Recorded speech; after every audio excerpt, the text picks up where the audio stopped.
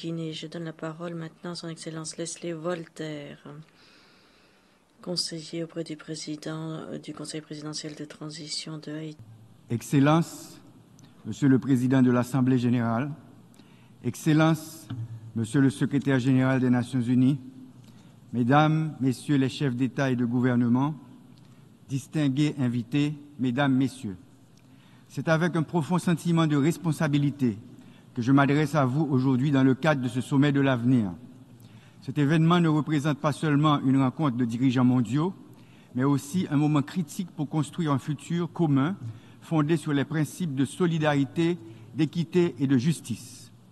En ma qualité de président d'Haïti, un pays confronté à de nombreux défis complexes, je tiens à souligner l'importance du pacte pour l'avenir que nous envisageons d'adopter aujourd'hui à travers ce sommet. Ce pacte symbolise non seulement un engagement historique pour un multilatéralisme renouvelé, mais aussi une opportunité unique de renforcer les structures internationales afin de répondre aux différentes réalités économiques, sociales et environnementales auxquelles nous faisons face. Le monde est aujourd'hui confronté à des défis sans précédent qui nécessitent une coopération internationale plus forte et plus inclusive. Dans cette perspective, ce sommet offre une opportunité de revitaliser le multilatéralisme et de moderniser le système des Nations unies pour qu'elle soit plus inclusive et représentative des réalités actuelles. Les mécanismes de gouvernance mondiale doivent être adaptés aux nouvelles dynamiques économiques et politiques et garantir que chaque nation, grande ou petite, ait une voix dans la résolution des crises mondiales.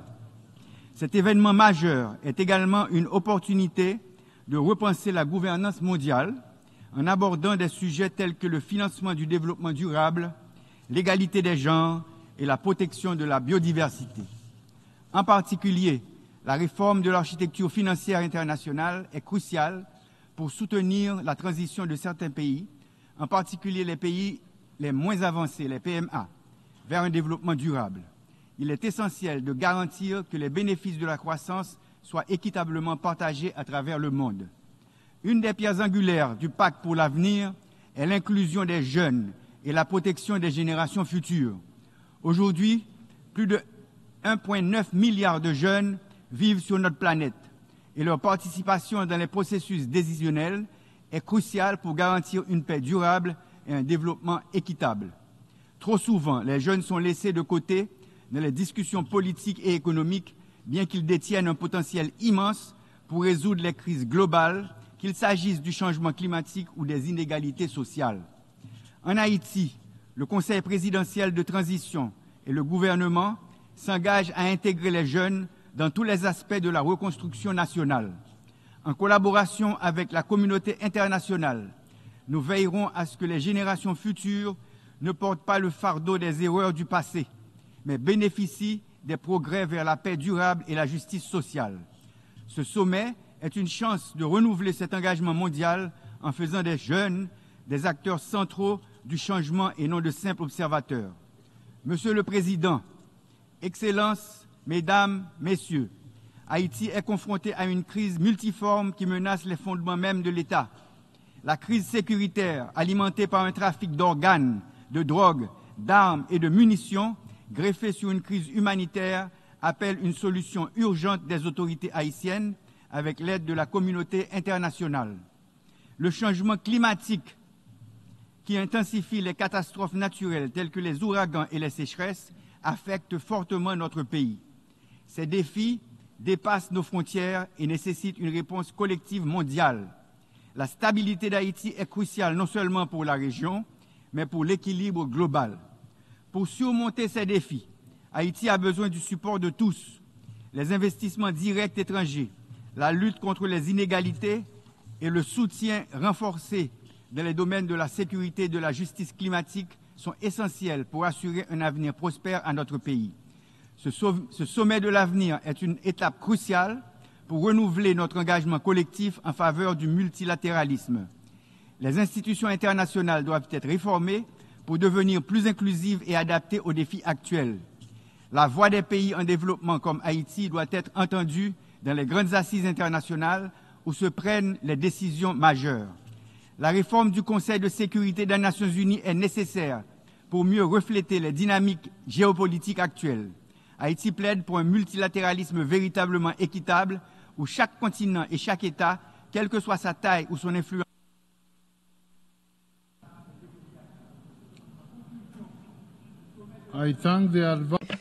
Je remercie le conseiller auprès du président du Conseil présidentiel de transition de Haïti. Je donne la parole à son Excellence Mohamed Mustafa, Premier ministre et ministre des Affaires d'État de Palestine. Good evening. Excellences, Mesdames et Messieurs. En 2015, nous sommes réunis pour l'adoption historique du programme de développement durable à l'horizon 2030. Le plan le plus ambitieux, riche de transformation, pour mettre en place un monde prospère, équitable et durable. Plus important encore, ce programme est axé sur la dignité de l'être humain, sur la prospérité commune, partagée, monde où il n'y a pas de laisser pour compte. Malheureusement, ces dernières années ont vu l'augmentation des crises économiques, politiques, climatiques et humanitaires, creusant la marginalisation des communautés vulnérables. Si on n'en traite pas, ces crises vont saper notre système multilatéral et vont nous éloigner plus avant encore des ODD à l'horizon 2030. Avec le pacte pour l'avenir, nous avons la chance d'inverser cette trajectoire dangereuse en rétablissant la confiance dans des institutions internationales, en ouvrant la voie à un avenir de paix, de justice, un avenir durable pour tous. Monsieur le Président, dans l'État de Palestine, tout en essayant de jouer un rôle positif face aux défis mondiaux, nous sommes victimes plus avant encore de l'occupation illégale par Israël et des agressions dans la bande de Gaza et en Cisjordanie. Depuis plus de 76 ans, notre population a été contrainte de subir des catastrophes causées par l'homme qui ont sapé directement nos efforts pour parvenir à la justice, à la paix et à la prospérité. Alors que je vous parle, ici devant vous, notre population à Gaza traverse un des chapitres les plus sombres de l'histoire moderne. Voilà un an presque maintenant qu'Israël a commencé sa guerre de génocide sans précédent, causant souffrance et dommages et catastrophes humanitaires sans précédent. Parallèlement, notre population dans la Cisjordanie, y compris dans Jérusalem-Est, continue de subir des menaces systématiques perpétrées par les colons avec leur violence, par des raids militaires, des restrictions de déplacement, le siège financier donnant pas aux Palestiniens des recettes fiscales. Tout cela voit notre peuple néanmoins demeurer constant face à ces circonstances. Et nous sommes attachés au bon fonctionnement de nos institutions, attachés à la bonne gouvernance, à la prestation de services pour nous tous, pour créer un contexte où chaque Palestinien puisse survivre, prospérer dans la paix et la stabilité. La résilience extraordinaire de notre peuple, même face aux atrocités actuelles, renouvelle notre confiance quant au fait que notre population pourra s'élever suite à cette tragédie. La Palestine a fait montre de sa résilience sociale au niveau national avec nos communautés fortes, unies, tenaces. Et maintenant, c'est notre devoir collectif que de faire cesser l'agression et d'étendre cette résilience au-delà de la sphère sociale, dans la sphère économique, dans tous les domaines du développement. Nous devons veiller à ce que la Palestine soit outillée pour faire face, s'adapter, se transformer face aux défis, pour nous préparer aux défis à venir, mais également pour mettre en place une nation plus résiliente, plus forte. Au cœur de cet objectif, il faut qu'il y ait une transition, un cadre essentiel. dans le programme de développement durable Horizon 2030. Comme la Palestine a montré dans le passé, la Palestine peut atteindre une croissance économique et le développement durable, mais cette fois-ci, il faut veiller à ce que cette quête soit juste, inclusive, garantissant à chaque citoyen de pouvoir tirer parti d'un avenir durable et prospère pour tous et équitable. Œuvrons ensemble, en solidarité, dans la coopération mondiale, conformément au programme de développement durable Horizon 2030, conformément au pacte pour l'avenir, pour surmonter les défis qui menacent l'humanité. Demeurons confiants dans les principes que nous avons affirmés dans le sommet, en rétablissant l'espoir pour les générations à venir, y compris pour le peuple palestinien, qui ne doit pas être laissé pour compte. Je remercie le Premier ministre et ministre des Affaires étrangères de l'État de Palestine. Je donne maintenant la parole à son Excellence Filip Ivanovich, vice-premier ministre du Monténégro. Monsieur le Président de la 79e session de l'Assemblée générale des Nations unies, Excellences, Mesdames et Messieurs, chers collègues, nous sommes réunis aujourd'hui pour faire nôtre l'adoption de ce nouveau programme ambitieux du Pacte pour l'avenir qui a pour but que les Nations unies soient plus effectives, crédibles et pertinentes pour le XXIe siècle. Face à nos nombreux défis, pour y parvenir, une des mesures principales, c'est la réforme d'institutions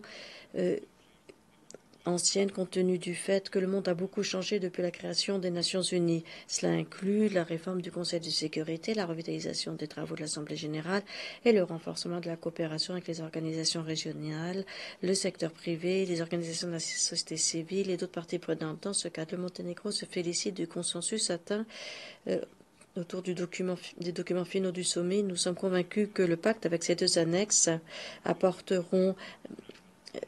seront riches de conséquences ouvrant la voie pour un avenir meilleur pour les générations actuelles et à venir. Autre mesure importante pour un avenir prospère pour tous les citoyens, c'est de travailler tous ensemble pour accélérer la mise en œuvre du programme de développement durable Horizon 2003. Nous devons veiller à ce qu'il n'y ait pas de laisser pour compte. Il est très important de continuer de mobiliser des ressources pour les PMA pour leur permettre pour que cela soit couronné de résultats. Le Monténégro compte parmi les premiers pays qui ont adopté la stratégie nationale de développement durable d'ici 2030. Dans ce contexte, j'aimerais souligner que le Monténégro a déjà présenté 2 examens volontaires nationaux en 2016 et en 2022 sur la mise en œuvre du programme de développement durable à l'horizon 2030. En outre, le Monténégro compte parmi les 32 États membres des Nations unies qui ont adopté la Déclaration nationale d'engagement pour la mise en œuvre des ODD, qui esquisse des engagements spécifiques, des jalons sur lesquels se concentrer et renforce l'action pour les ODD dans les années à venir. En tant que nouveau pays candidat à l'entrée à l'UE, le Monténégro accorde une grande importance à la complémentarité et à la synergie entre les ODD et le dossier UE, et nous demeurons attachés à progresser pour parvenir à réussir dans ces deux processus. Un rôle revitalisé des Nations Unies dans le domaine du désarmement, une approche actualisée à la sécurité collective pour mieux prévenir les conflits, l'utilisation responsable de l'IA dans le domaine militaire et l'adaptation des opérations de maintien de la paix des Nations Unies aux nouvelles réalités et aux nouvelles menaces, y compris la protection accrue des civils dans les conflits armés. Voilà autant de sujets essentiels pour garantir un avenir plus juste, plus sûr, plus pacifique pour tous. À cet égard, nous félicitons du nouvel agenda pour la paix du secrétaire général et de ses recommandations. Excellence, mesdames et messieurs les partenaires, nous félicitons de l'adoption du pacte numérique mondial qui est mis en annexe au pacte pragmatique pour veiller à ce que les technologies servent les intérêts de l'humanité et parallèlement aux efforts menés pour réduire la fracture numérique. En outre, nous soutenons une utilisation accrue des sciences dans les mesures politiques pour que chacun puisse tirer parti des progrès scientifiques, technologiques et de l'innovation. Nous félicitons également l'adoption de la deuxième annexe au pacte, à savoir la déclaration sur la génération à venir, qui renforce notre engagement à la participation pertinente des jeunes au processus des Nations Unies. Chers collègues, nous sommes convaincus que les défis mondiaux ne peuvent être traités que via la coopération conjointe de tous les acteurs internationaux, garantissant un cadre de gouvernance mondiale plus effectif, inclusif et responsable. Dans ce contexte, j'aimerais répéter que le Monténégro demeure un partenaire constructif pour relever ces défis mondiaux via un multilatéralisme revitalisé et plus effectif, renforcé par une coopération accrue, l'unité et la solidarité entre les pays et renforcé par des institutions internationales plus fortes. J'aspire à travailler avec vous tous dans l'intérêt des générations présentes et à venir et je vous remercie sincèrement de votre attention. Merci.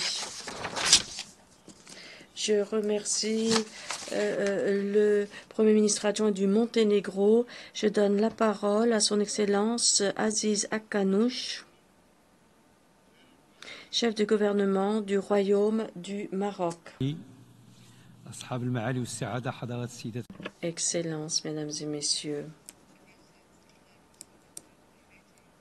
d'entrée de jeu, je veux vous transmettre les meilleurs vœux du roi Mohamed VI à tous ceux qui participent à ce sommet, important sommet tenu dans un contexte international marqué par des difficultés complexes.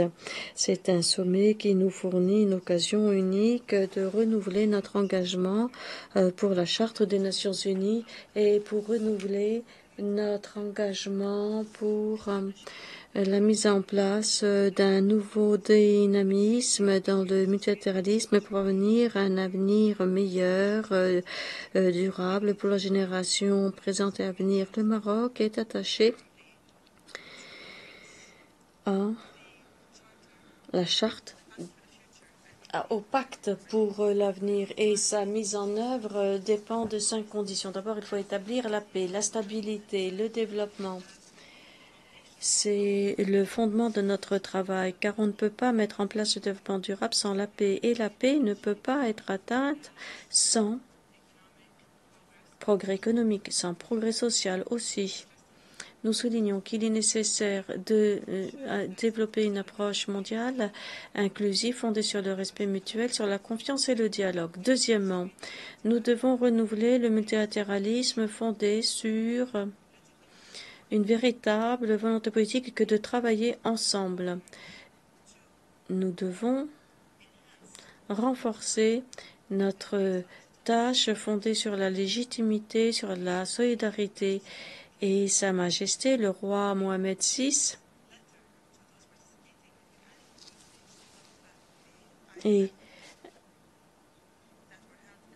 et ceux qui ont participé à la réunion à Marrakech du FMI ont insisté sur le fait que le développement économique intervenu pendant les dernières années former les institutions et nos politiques. L'Afrique œuvre à toutes les mesures prises ici et nous demandons maintenant,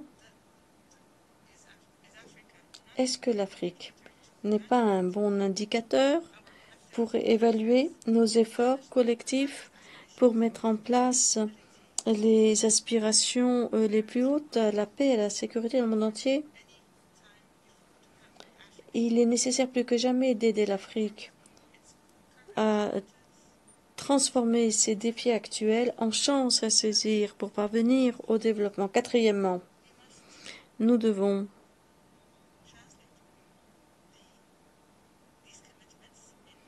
traduire ces engagements en actions tangibles, jaugeables, en particulier dans le cadre du combat contre le changement climatique, le terrorisme, l'extrémisme, le trafic d'êtres humains, pour combattre la pauvreté et les inégalités sociales, l'insécurité alimentaire. Tout cela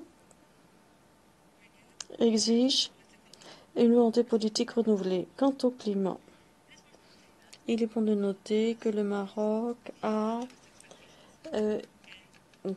beaucoup progressé en établissant de nouveaux objectifs pour des émissions de gaz à effet de serre de moins de 45% d'ici 2030. Le Maroc veut renforcer le niveau des investissements dans les énergies renouvelables, y compris dans les mesures écologiques vertes pour parvenir à l'objectif de 52% d'énergie non polluante dans son bouquet énergétique d'ici 2030. Ce sont là les mêmes efforts qui sont menés en termes de protection sociale également et pour renforcer aussi la santé et la souveraineté, comme ceci a été confirmé par les derniers commentaires de Sa Majesté le Roi Mohamed VI. Il a dit « Ce que nous avons atteint nous amène à croire en nous et à avoir espoir en l'avenir. » Merci. Je remercie le chef du gouvernement du Royaume du Maroc et je donne maintenant la parole à son Excellence Ian Borg, vice-premier ministre et ministre des Affaires étrangères et européennes et du commerce de Malte. Excellence,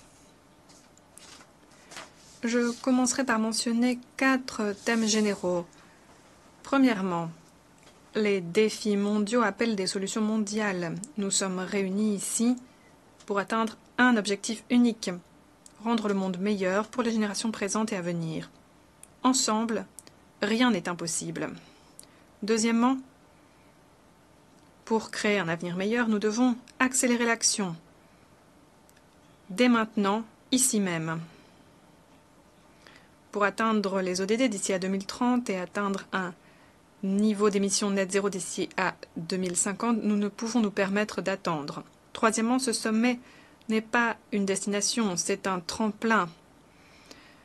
Nous célébrons les éléments positifs inclus dans le pacte pour l'avenir et nous encourageons les États membres à se montrer encore plus audacieux et à mettre à profit cette occasion pour accélérer en se montrant encore plus ambitieux. Et quatrièmement, nous devons reconnaître que les 3 piliers de l'action des Nations Unies sont liés entre eux. Nous devons mettre à profit ces synergies, le développement durable, la paix, la sécurité, les droits humains sont liés.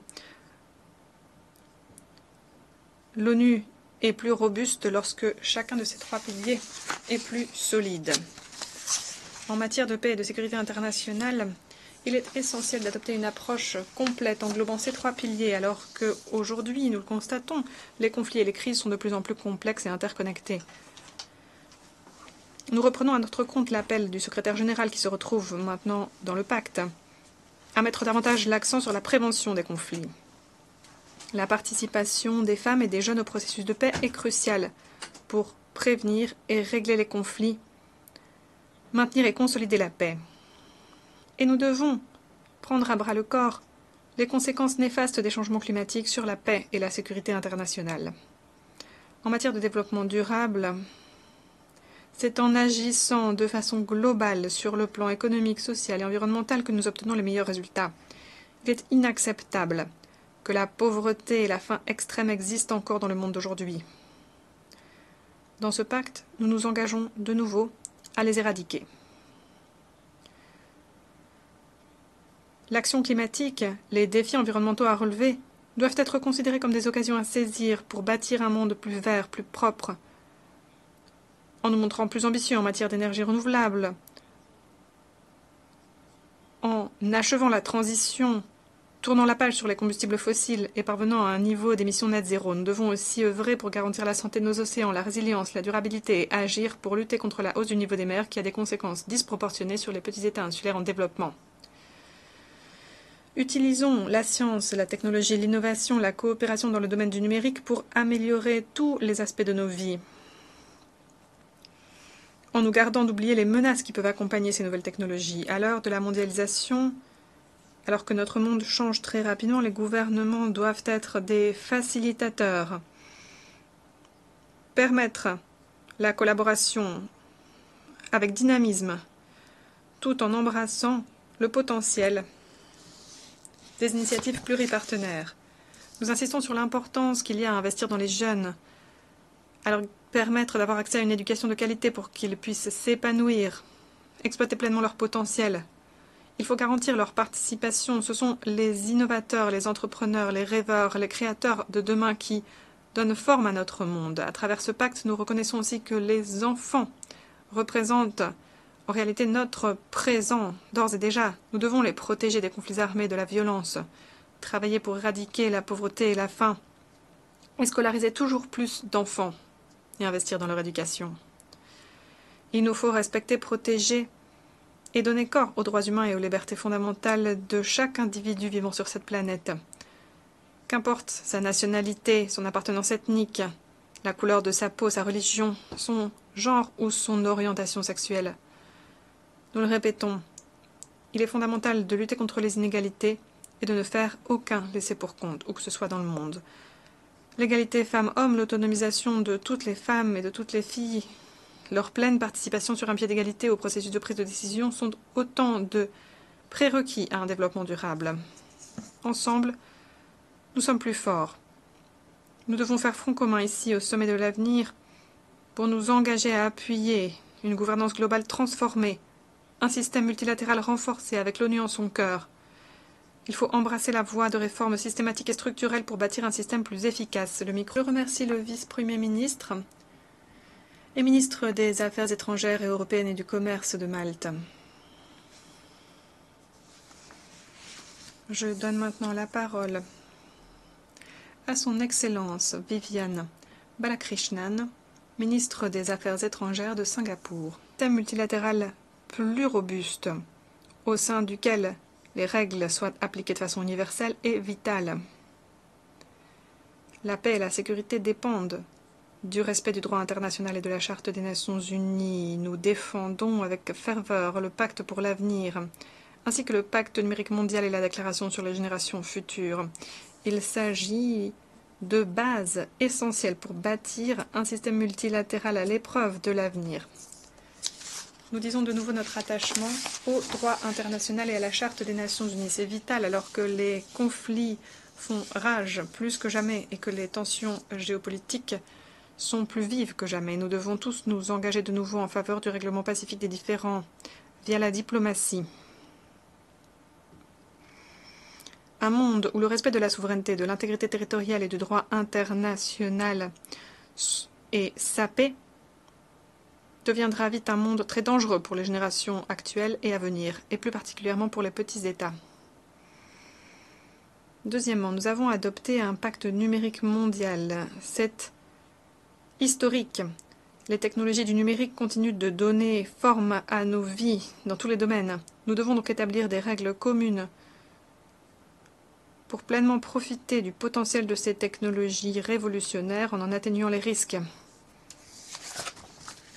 Plus des 2/3 des cibles figurant dans le programme à l'horizon 2030 peuvent directement bénéficier des nouvelles technologies. Nous avons coopéré avec le Rwanda pour lancer un manuel de l'IA pour les petits États. Avec nos efforts de renforcement des capacités dans le cadre du Forum du numérique pour les petits États, ce manuel nous donnera à tous des outils pour utiliser pour le bien commun l'intelligence artificielle. Troisièmement, nous sommes heureux que la déclaration pour les générations futures insiste sur la participation des jeunes, pour qui l'avenir est encore plus important. L'accent mis sur l'importance d'incorporer la planification et les prévisions dans notre travail dès aujourd'hui intervient à point nommé. Nous devons veiller à ce que les politiques mises en place aujourd'hui soient à l'épreuve de l'avenir pour bâtir un monde meilleur pour les générations de demain. L'adoption du pacte représente le point de départ d'un cheminement long, essentiel pour renforcer et renouveler le système multilatéral. Nous devons nous engager collectivement à ne pas nous écarter du cap fixé. Nous devons embrasser l'esprit de compromis pour trouver des solutions communes et nous devons avoir le courage d'agir de façon hardie pour garantir le bien-être sur le long cours des générations futures. Nous devons forger un avenir juste, équitable et inclusif. Merci. I thank the Minister of Foreign Affairs of Singapore. Merci au ministre des Affaires étrangères de Singapour. Je donne maintenant la parole à son Excellence Arnoldo Ricardo André Tinoco, ministre des Affaires étrangères de Costa Rica. Señor Presidente. Monsieur le Président, Excellence, le pacte pour l'avenir n'est pas seulement un rêve, c'est un appel urgent à l'action collective. Un appel à faire primer le dialogue face aux armes, à mettre l'accent sur la coopération et la collaboration plutôt que sur la concurrence. Le pacte que nous avons adopté hier place la prévention au cœur de notre action et nous demande d'investir financièrement et politiquement dans le dialogue. La prévention sauve des vies et protège aussi les progrès en matière de développement. Le pacte réitère notre vive déception face au manque de progrès en matière de désarmement nucléaire. Mais il n'établit pas de délai clair et de mesures vérifiables pour faire en sorte que les États dotés de l'arme nucléaire ne détruisent leurs arsenaux colossaux. Il ne mentionne même pas le traité pour l'interdiction des armes nucléaires, qui reste notre boussole. Les armes nucléaires sont une menace pour le présent et pour l'avenir. Le pacte dit que les changements climatiques représentent la plus grande menace pour les générations futures à juste titre et souligne qu'il est essentiel d'agir ensemble pour y faire face. C'est une responsabilité notamment pour les plus gros émetteurs. Nous nous félicitons de l'accent placé sur l'action climatique et la préservation de la biodiversité. Nous appelons tous les États à mettre les bouchées doubles pour respecter les obligations figurant dans l'accord de Paris et dans le cadre de Kunming sur la biodiversité pour faire cesser la perte de biodiversité d'ici à 2030. Le pacte nous appelle à nous montrer plus ambitieux vis-à-vis des océans. Pour que la planète reste habitable, les océans et les mers doivent être en bonne santé. C'est de là que provient 50% de l'oxygène que nous respirons. C'est la source de protéines numéro 1 au monde, le puits de carbone le plus important, le régulateur du climat. La biodiversité résidant dans les océans et les mers nourrit aussi de très nombreuses personnes dans ce monde. C'est pourquoi il faut absolument que le traité sur la haute mer, appelé BBNJ, entre en vigueur le plus rapidement possible. Nous devons aussi conclure le travail sur un traité sur les déchets plastiques et nous ne pouvons pas accepter qu'aient lieu des activités d'extraction ou d'exploration minière marine tant qu'on n'est pas sûr qu'il n'y aura pas d'effet négatif pour le milieu marin. Je vous invite à participer à la prochaine conférence des Nations Unies sur les océans, co-organisée par Costa Rica et la France. Cette conférence aura lieu à Nice en juin 2025. À cette occasion, nous rechercherons ensemble des solutions aux défis que connaissent nos océans. Le pacte se concentre sur la science, la technologie et l'innovation comme élément facilitateur du développement durable. Nous nous en félicitons. Il convient d'établir des cadres de gouvernance pour l'intelligence artificielle. C'est l'un des accords les plus importants figurant dans le pacte. Nous nous félicitons de la création d'un groupe international d'experts, un groupe indépendant sur l'intelligence artificielle. Ici à l'ONU, nous pouvons et nous devons établir des consensus internationaux pour relever les défis qui accompagnent l'intelligence artificielle et protéger de cette façon les générations futures. En outre, ce pacte fait passer un message politique au plus haut niveau, un message selon lequel l'heure est venue d'ouvrir des conversations qu'on ne peut remettre à plus tard concernant l'architecture financière internationale qui doit devenir plus juste, équitable et représentative, qui doit correspondre aux besoins des plus vulnérables et aux besoins des plus durement touchés par la crise environnementale. Il faut un système garantissant l'accès au financement pour toutes et tous, y compris à des conditions préférentielles. D'ici à la fin du siècle, selon les prévisions, la population mondiale devrait atteindre 10 milliards d'êtres humains. La majorité des nouveaux venus verront le jour dans des pays en développement. Garantir l'équité et l'inclusion pour les femmes et les jeunes dans les processus de prise de décision qui concerneront leur avenir est fondamental si nous voulons bâtir des sociétés justes et durables. Des sociétés où leurs voix devront être écoutées et leurs droits respectés. Le pacte nous appelle à mettre de côté nos divergences d'opinion et à prendre des mesures, des décisions avec détermination pour protéger notre planète. Le microphone de l'orateur est coupé.